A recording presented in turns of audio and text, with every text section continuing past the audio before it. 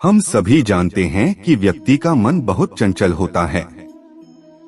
यही कारण है कि मन अशांत रहता है और कई तरह के सवालों का जन्म भी अशांत मन के कारण ही होता है। यदि आप जीवन में शांति चाहते हैं तो इसके लिए जरूरी है मन को शांत करना। लेकिन मन को शांत कैसे किया जाए? गौतम बुद्ध से जुड़ी इस कहानी के माध्यम से आप जान सकते हैं कि मन को शांत करने का क्या तरीका है।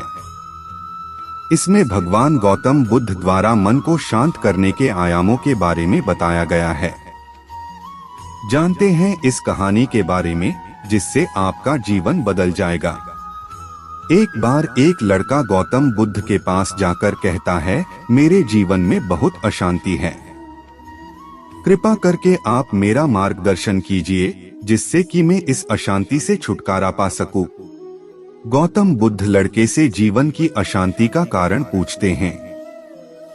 लड़का उत्तर देता है, अत्यधिक विचारों के कारण मेरे भीतर बहुत सारे विचार आते हैं जिससे मेरा मन अशांत रहता है।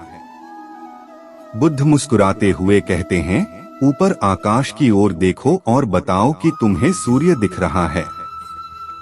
लड़का ऊपर देखता है और कहता है, धूप दिख रहा है। बुद्ध उससे पूछते हैं कि अगर तुम लगातार धूप में खड़े रहोगे तब क्या होगा? वह कहता है, मुझे अत्यधिक गर्मी लगेगी और शरीर में बेचैनी होगी। बुद्ध लड़के से कहते हैं कि अगर धूप में खड़े रहने से तुम्हें गर्मी लगती है तो इसमें दोष किसका है, सूर्य के ताप का या तुम्हारा? लड़का कुछ सोचने के बाद कहता है, इसका जवाब आप भी बताइए।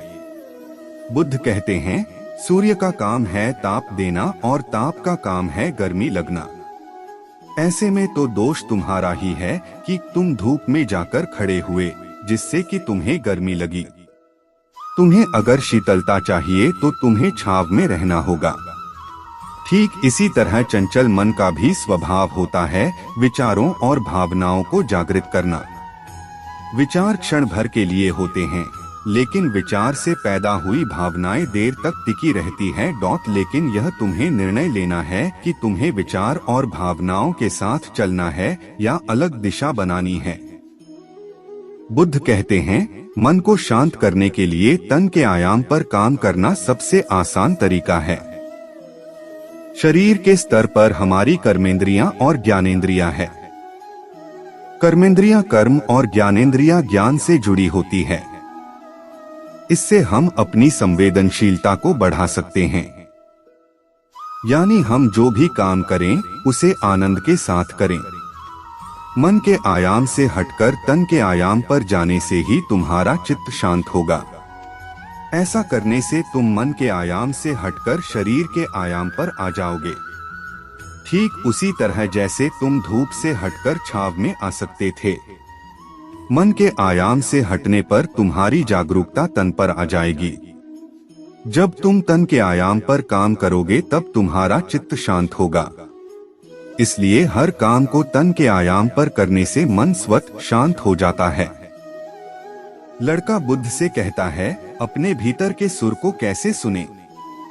बुद्ध कहते हैं, किसी शांत स्थान पर रहकर जहां शांति हो तब अपनी आंखें बंद करो और मन के भीतर चल रहे शोर से हटकर भीतर के सुर को सुनने की कोशिश करो। सुर निरंतर चलता रहता है, लेकिन बाहर के शोर के कारण तुम अपने मन के भीतर चल रहे सुर को नहीं सुन पाते हो। जब तुम अपने दोनों कानों को अपने हाथों से बंद कर दोगे तभी मन के सुर को सुन पाओगे। इस तरह तुम मन की अशांति से दूर हो जाओगे और तुम्हारा मन शांत हो जाएगा।